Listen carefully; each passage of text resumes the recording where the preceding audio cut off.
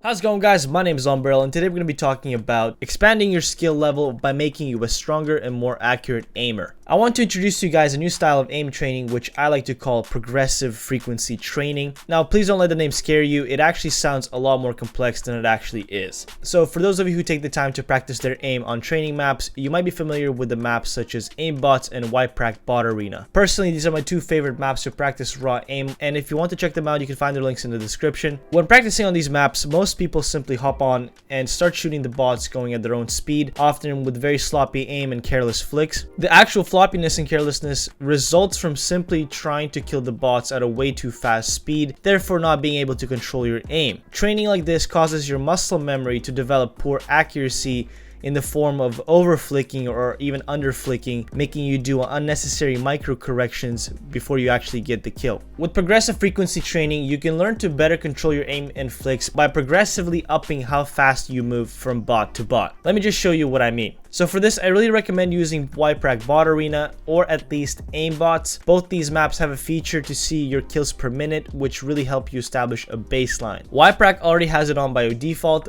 but on Aimbots, you need to turn it on by setting up Aimbots challenge. You want to select your desired kills and then shoot the play button, and then once you shoot the first bot, the challenge will begin. You'll notice that the faster you kill the bots, the better your KPM is. I want you to run the first round of kills shooting normally like you would in regular practice, and then remember what KPM you get.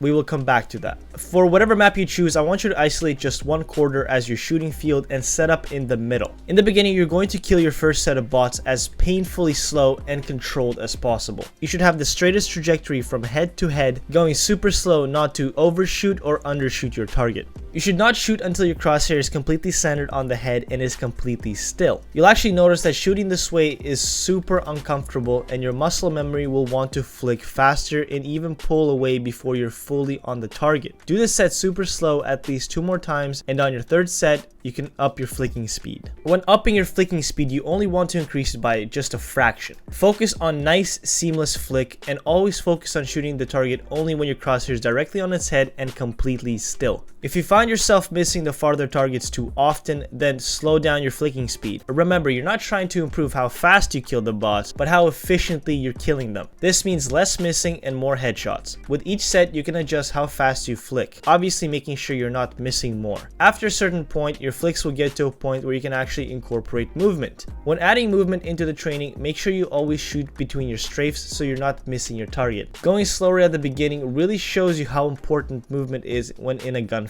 So I guess now you can see where the name progressive frequency comes in. Progressively, you're upping the frequency of your shots, therefore increasing your KPM. Your KPM will stay high if you're killing the bots fast and in an accurate manner. After you get to your natural flicking speed and start killing the bots in a comfortable state, you can gauge your efficiency by looking at your KPM. Your baseline KPM that you recorded in the beginning will show you if you're becoming more efficient at killing the bots. Keep in mind, in your slower sets, KPM will not matter because you're purposely going slow. But in your faster sets, your KPM should tell you how efficient you are. If you find that your KPM is lower in your faster sets, then slow it down and work your way up again.